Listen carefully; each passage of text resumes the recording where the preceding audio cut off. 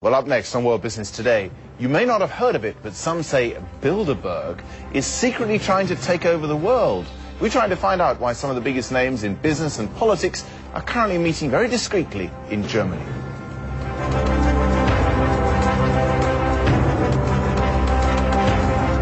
Conspiracy or cozy talking shop? The Bilderberg Group is meeting in South Germany this week, at least according to the Financial Times, which says a group of powerful men and women will debate the future of the world.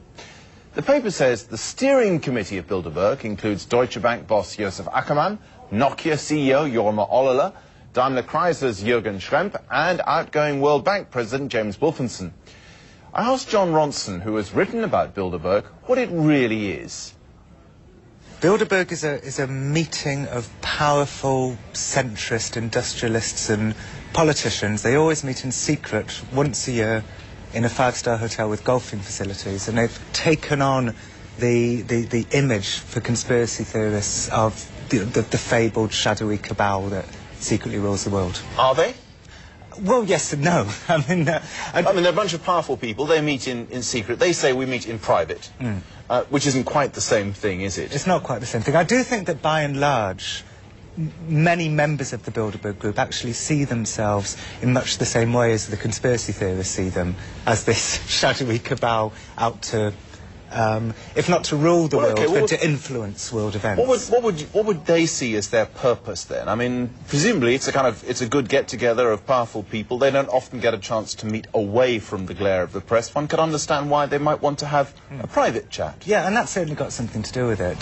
They see themselves as wise globalist centrists. They were set up post the Second World War by people like Dennis Healey, there's David Rockefeller and various others. And there's a degree of idealism there, isn't there? They didn't want to go to war again. I mean... Oh, absolutely. Is that a sinister conspiracy? Well, I mean, it depends what side of the political spectrum you sit on. And you know, many of the anti-Bilderberg conspiracists are right-wingers who see themselves as twigs in a tidal wave of globalisation. They see themselves as nationalists.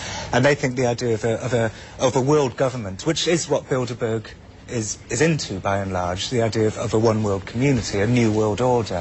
You know, they see that as... They see themselves as a government as opposed to a group of world leaders or people with influence at a global level who are talking about global issues, do they? They see themselves as headhunters. They'll get an up-and-coming politician who they think may be president or prime minister one day, and as globalist industrialist leaders who believe that politics shouldn't be in the hands of the politicians, they try and influence them with wise words in the corridors outside the sessions. Should they be more open? I mean, should they come and sit here and do an interview with me and explain what they're doing, or talk after their meeting about what they've decided, even if they don't invite us along as journalists beforehand or during? Well, Bilderberg's secrecy, I think, harks back specifically to Henry Kissinger, who, you know, in quite a silly way, I think, loves the idea of being this shadowy, secret figure. And it was Kissinger, as a founder member of Bilderberg, who had this idea to be this kind of secret organisation in quite a silly way, really. So, and I think some members, I mean, Lord Owen said to me at one point that, you know, he wishes... That's the former British Foreign Secretary and leader of the Social Democratic Party. Yeah, and he said he kind of wished Bilderberg, you know, didn't quite have this air of secrecy, because it gives rise to